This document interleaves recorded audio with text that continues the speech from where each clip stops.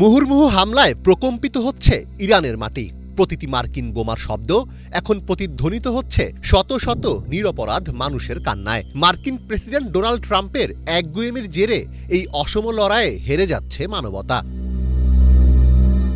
কূটনীতির table ছেড়ে Trump বেছে নিয়েছেন যুদ্ধের ময়দান। ইরানের সর্বোচ্চ নেতা আয়াতুল্লাহ আলী খামেনির মৃত্যুর পর মধ্যপ্রাচ্য পরিণত হয়েছে এক জ্বলন্ত আগ্নেয়গিরিতে। আগ্রাসনের এই খেলায় জয় পরাজয় ছাপিয়ে এখন বড় হয়ে উঠেছে লাশের স্তূপ।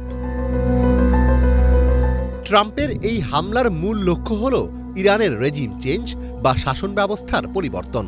কিন্তু বিশেষজ্ঞরা সতর্ক করেছেন যে অতীতে ইরাক বা লিবিয়ার মতো দেশে এই কৌশল বড় ধরনের মানবিক বিপর্যয় ও দীর্ঘমেয়াদী অস্থিরতা তৈরি করেছিল।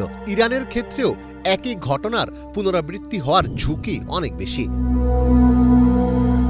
১ মার্চ এ বিষয়ে বিশ্লেষণধর্মী একটি প্রতিবেদন প্রকাশ করে জাপান টাইমস, যেখানে বলা হয় অনেক মার্কিনী মনে করছেন ট্রাম্প তার অভ্যন্তরীণ রাজনৈতিক সংকট থেকে নজর সরাতেই এই হামলা চালিয়েছেন। রিপাবলিকান ভোটারদের একাংশও এখন মনে করছে ট্রাম্পের এই পদক্ষেপ যুক্তরাষ্ট্রকে একটি অপ্রয়োজনীয় ও ব্যয়বহুল যুদ্ধের দিকে ঠেলে দিতে পারে।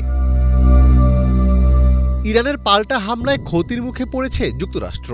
এখন পর্যন্ত ৩ জন মার্কিন সেনা নিহত ও ৫ জন সেনা গুরুতর আহতের খবর নিশ্চিত করেছে যুক্তরাষ্ট্রের সেন্ট্রাল কমান্ড। মার্কিনীদের অনেকে শুরু থেকেই মধ্যপ্রাচ্যে এই ধরনের ভিনদেশি সামরিক অভিযানের বিরোধী ছিল, কারণ ট্রাম্প নির্বাচনী প্রচারণার সময় এই ধরনের যুদ্ধ না করার প্রতিশ্রুতি দিয়েছিলেন। যদি মার্কিন সেনাদের মৃত্যু বা আহতের সংখ্যা বাড়তে থাকে, তবে ট্রাম্পের সমর্থকেরাও বেঁকে বসতে পারে বলে মনে করছেন বিশ্লেষকেরা। হামলা শুরু হওয়ার সময়ই মার্কিন প্রেসিডেন্ট পরিষ্কার করে বলেছিলেন যে আমেরিকানদের হতাহত হওয়ার সম্ভাবনা রয়েছে, তবে এত দ্রুত যে ক্ষয়ক্ষতি হবে সেটা বোধহয় কেউ আশা করেনি।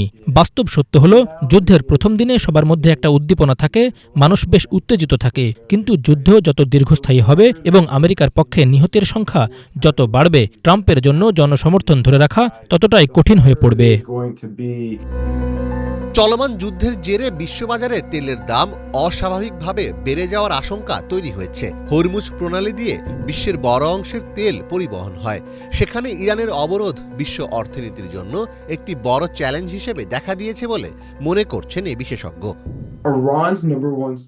উপসাগরীয় দেশগুলোতে থাকা মার্কিন সেনা ও স্থাপনার উপর ইরান যেভাবে আক্রমণাত্মক হামলা চালিয়েছে তা আমাকে সহ অনেককেই অবাক করেছে।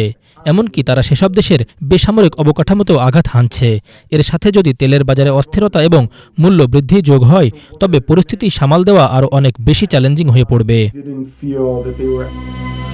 অনেক বিশেষজ্ঞ ও আইনি বিশ্লেষক মনে করেন ট্রাম্প কংগ্রেসের কোনো পূর্ব অনুমোদন বা ওয়ার পাওয়ার রেজুলেশন অনুসরণ না করেই এই হামলা চালিয়েছেন।